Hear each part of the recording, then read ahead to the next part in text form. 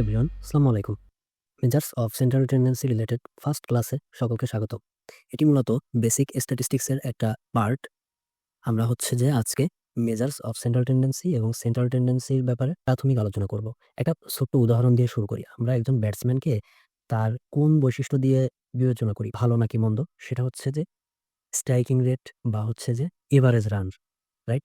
তো average run আমরা মনে করি যে একজন ব্যাটসম্যান সে হচ্ছে ফার্স্ট ইনিংসে রান করল 46, সেকেন্ড ইনিংসে 55, দেন হচ্ছে যে পরের ইনিংসে 50, দেন ডাক মারলো, দেন একটাতে আবার সে একটা সেঞ্চুরিও করলো, দেন আবার হচ্ছে যে সে কত রান করলো 48, আবার সে হচ্ছে যে 57 রান করলো। জাস্ট র্যান্ডম কিছু ভ্যালু নিলাম আমি। এখন এখানে যদি আমি দেখি, সে কিন্তু একদিন 0 রানও করছে, আবার একদিন কিন্তু একটা সেঞ্চুরিও করছে, রাইট? তাহলে এখানে আমরা তাকে কিসের বেসিসে ভালো বা মন্দ বিবেচনা করতেছি? হুম, তার এভারেজ রানের ব্যাপারে। এই এভারেজটাই হচ্ছে যে কি?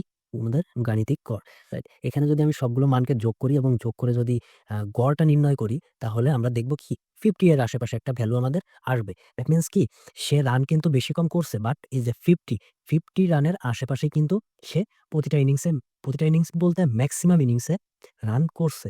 সো এই ৫০ টা কি তার এভারেজ রান, এবং এই এভারেজ রানটাই কি তাকে প্রতিনিধিত্ব করতেছে না? তাহলে এখানে হচ্ছে যে এই ৫০ এর দিকে যে রানগুলা ঝুঁকতেছে, সব রানগুলা, এই যে ঝোঁকার প্রবণতা, এটাকেই বলা হচ্ছে যে সেন্ট্রাল টেন্ডেন্সি বা কেন্দ্রীয় প্রবণতা। তাহলে সংজ্ঞাটা কেমন আসে? তথ্য সারির তথ্যমানসমূহ কেন্দ্রের একটি মানের দিকে পুঞ্জীভূত থাকে।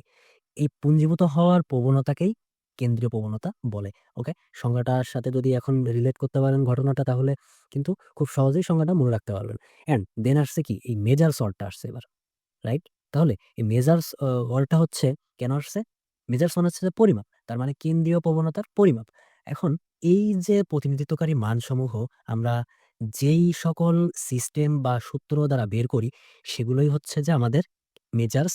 অ্যান্ড এই মেজার্স যেহেতু সেন্ট্রাল টেন্ডেন্সির মেজার্স, তাই বলা হয় কি মেজার্স অফ সেন্ট্রাল টেন্ডেন্সি। ওকে? তার মানে আমরা এই কেন্দ্রীয় প্রবণতার যে মানগুলো, সেগুলো যে সকল সূত্র বা প্রসেস দ্বারা বের করি, সেটাই হচ্ছে যে মেজার্স অফ সেন্ট্রাল টেন্ডেন্সি বা কেন্দ্রীয় প্রবণতার পরিমাপ।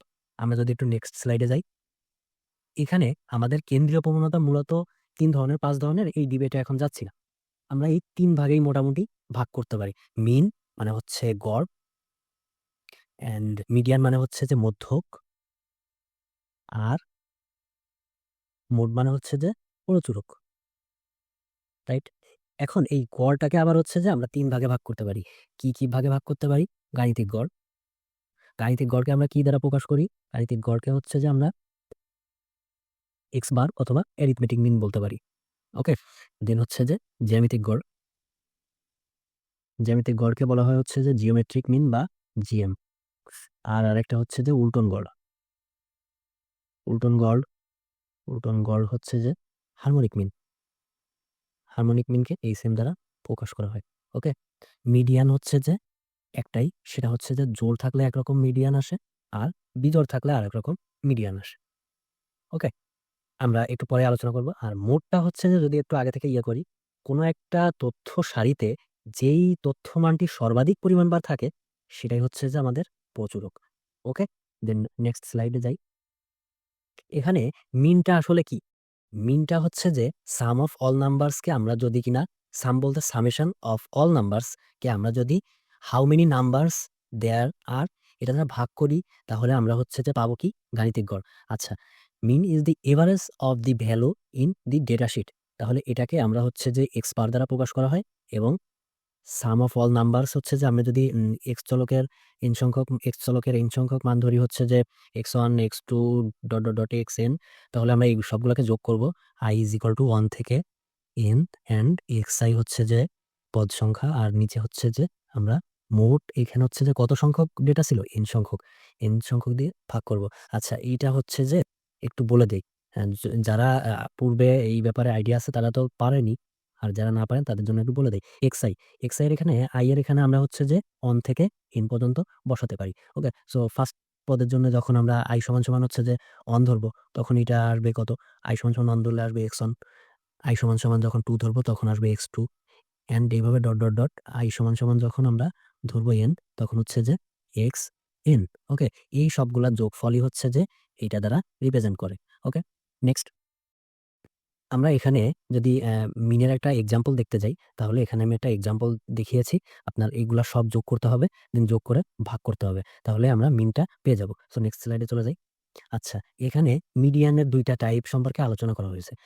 এই যে মিডিয়ানটা মানে হচ্ছে যে এটা হচ্ছে তার অবস্থান দিয়ে হচ্ছে যে কেন্দ্রীয় প্রবণতার পরিমাপ করা হয়। এখানে এই যখন আমাদের বিজোড় সংখ্যক মান থাকবে, তখন তো জাস্ট অ্যাসেন্ডিং অথবা ডিসেন্ডিং অর্ডারে আমরা সাজিয়ে জাস্ট মাঝের ভ্যালুটা নিলেই হচ্ছে যে আমরা মিডিয়ানটা পেয়ে যাবো। যেমন এখানে হচ্ছে যে ১১ টা ডেটা আছে, আমরা এই পাশে ৫ এবং এই পাশে ৫, ৫ করে নিয়েছি এবং মাঝে হচ্ছে যে 6th যে ভ্যালুটা সেটাই হচ্ছে যে আমরা মধ্যমা হিসাবে নিতে পারছি। কিন্তু যখন জোড় থাকবে তখন কি হবে? এইটাকে যখন ২ ভাগে ভাগ করা হবে, এই পাশে হচ্ছে যে ৫ টা, এই পাশে হচ্ছে যে ৫ টা। তাহলে আমরা যেটা করব, এটা হচ্ছে n/2 ও n/2 প্লাস 1 তম পদের মানের যোগফলকে আমরা হচ্ছে যে ২ দ্বারা ভাগ করব।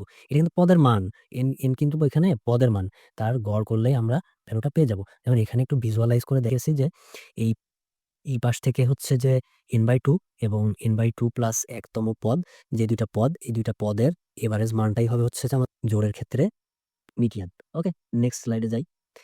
এইখানে একটা দেখানো হয়েছে। এখানে বিজোড় সংখ্যক ভ্যালু থাকবে। এখানে ১৫ টা ডেটা আছে। তাহলে আমরা হচ্ছে যে ঠিক মাঝের মানটাই হচ্ছে যে খুব ইজিলি মিডিয়ান হিসাবে কাউন্ট করতে পারবো। আর যখন হচ্ছে যে জোড় সংখ্যক থাকবে তখন কি হবে তাহলে? মাঝের ২ টা মান, এই ২ টা মানের যোগ করব, করে তাকে ২ দ্বারা ভাগ করলেই আমরা মিডিয়ানটা পেয়ে যাব। ওকে? সো আপ টু দিস আমরা নেক্সট ক্লাসে হচ্ছে যে গাণিতিক গড় সম্পর্কে আলোচনা করব। সো ভালো থাকবেন, সুস্থ থাকবেন। আসসালামু আলাইকুম।